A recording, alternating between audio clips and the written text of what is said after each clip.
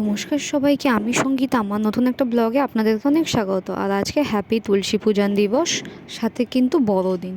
যাই হোক, আজ সকালটা এইভাবেই শুরু হলো। সকালে আমি ভাবছিলাম যে একটু পালং শাক রান্না করব, তার জন্য কিন্তু পালং শাক তুলতে যাওয়া। তো আমি পালং শাক তুলে ফেলেছি, তারপরেও আমাকে বলছে যে না, পালং শাক খাবো না। তো আর কি করা যাবে, আমি পালং শাক তুলে এখন ফ্রিজে রেখে দিলাম। আর ও আমাকে বলছে যে ওকে রুটি তরকারি বানিয়ে দিতে। আর সাথে আমি ভাবলাম একটু দুধ এনেছে, কি করা যায়, সিমই বানাই। এইভাবেই আমি পালং শাক তুলে চলে আসলাম।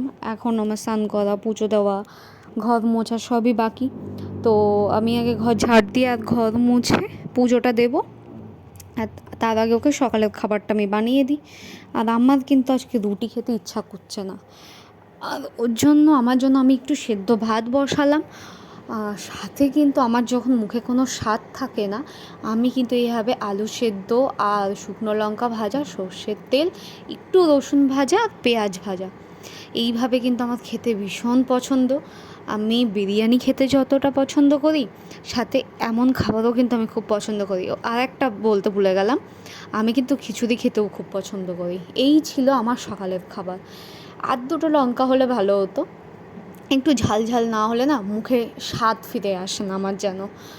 আমার যখন মুখে খুব অরুচি হয়, কোনো কিছু খাবার ভালো লাগছে না, আমি ঠিক তখন এইভাবেই খাওয়ার চেষ্টা করি। আর এইভাবে খেলে কিন্তু আমার খুব ভালো লাগে আর আমার মুখের স্বাদ ফিরে আসে।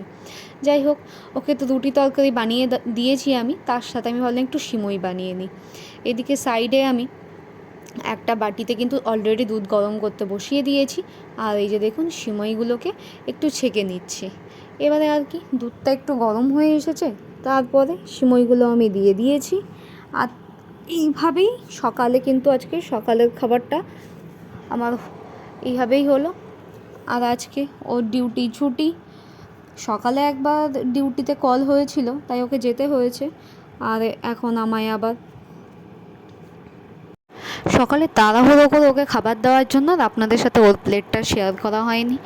আর এই দেখুন, আমার স্নান পুজো কিন্তু কমপ্লিট হয়ে গেছে। তাই এখন আমি চিকেনটা আগেই একটু বসিয়ে দিয়েছি, এসে ঝটপট। সেটা আমি ক্লিপ নিতে পারিনি, একটু তাড়াহুড়ো থাকলে কিন্তু তখন আর ভিডিও করা হয়ে ওঠে না।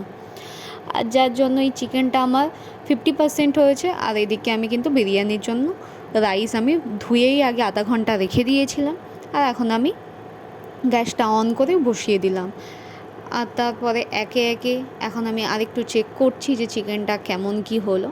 তো তারপরে ভাবলাম আচ্ছা, আমি তো কিছু মশলা এখনও আমার দেওয়া বাকি, সেগুলো এক এক করে দেব।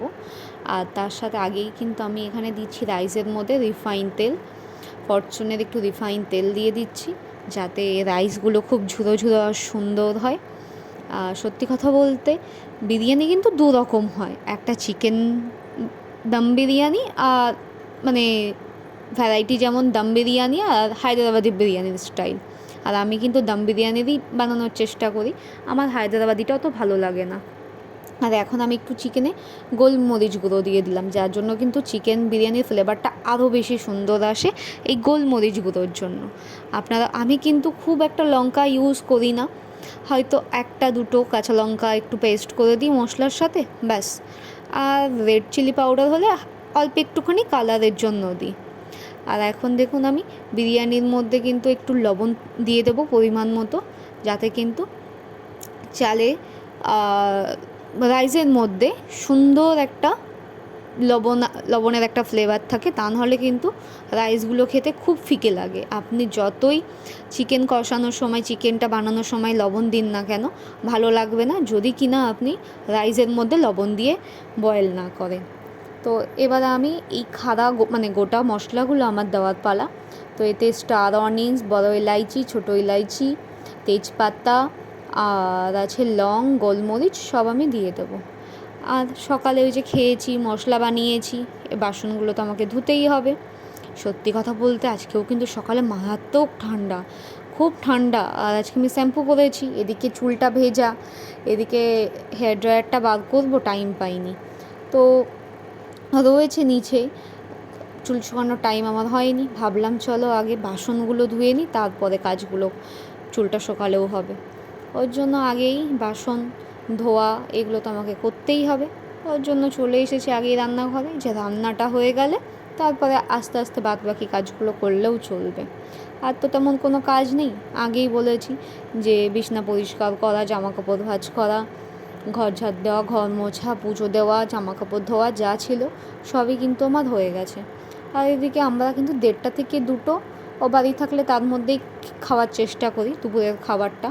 আর এদিকে দেখুন আমি কিন্তু ফ্যানটা ঝরিয়ে এই ভাতগুলো কিন্তু কড়াইয়ের মধ্যেই চিকেনের ওপরেই দিয়ে দিয়েছি। আর এই যে জাফরানগুলো আমি কিন্তু এটা দিয়ে দিলাম, আর ওপর থেকে এই পেঁয়াজের বেরেস্তাটা দিয়ে দিয়েছি। আর এবার কিন্তু হালকা একটু আমি মিক্সিং করে নেব। দেখুন আমার রাইসগুলো এত সুন্দর ঝরঝরে হয়েছে, একটা কিন্তু ভাঙেনি।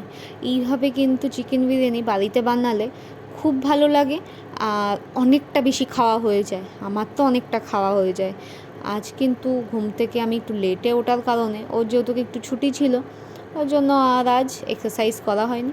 ঠিক আছে, আজকে খাচ্ছি মশলাপাতি এই সেই, তো কাল থেকে আবার কন্ট্রোল। হ্যাঁ হ্যাঁ, খাওয়ার পরে আমার আজকে আবার মনে পড়লো আমলা ক্যান্ডি বানাবো, তার জন্য কিছু প্রিপারেশন করে রেখেছিলাম, সেগুলোই আবার এখন বানাতে হবে। খুব সিম্পলভাবে কিন্তু এই আমলা ক্যান্ডি বানানো যায়, যে পুরো 1 বছর ধরে আপনি খেতে পারেন, কোনোভাবেই নষ্ট হবে না। প্রসেসিংগুলো আমি নেক্সট কোনো একটা ভিডিওতে আপনাদেরকে বলবো। আর এটা কিন্তু আজকে আমি রোদে শুকাতে দিলাম। আর এই আমলা ক্যান্ডি আপনাদেরকে আমি শুকিয়ে দেখাবো যে কত সুন্দর, দোকানের থেকেও ভালো হয়।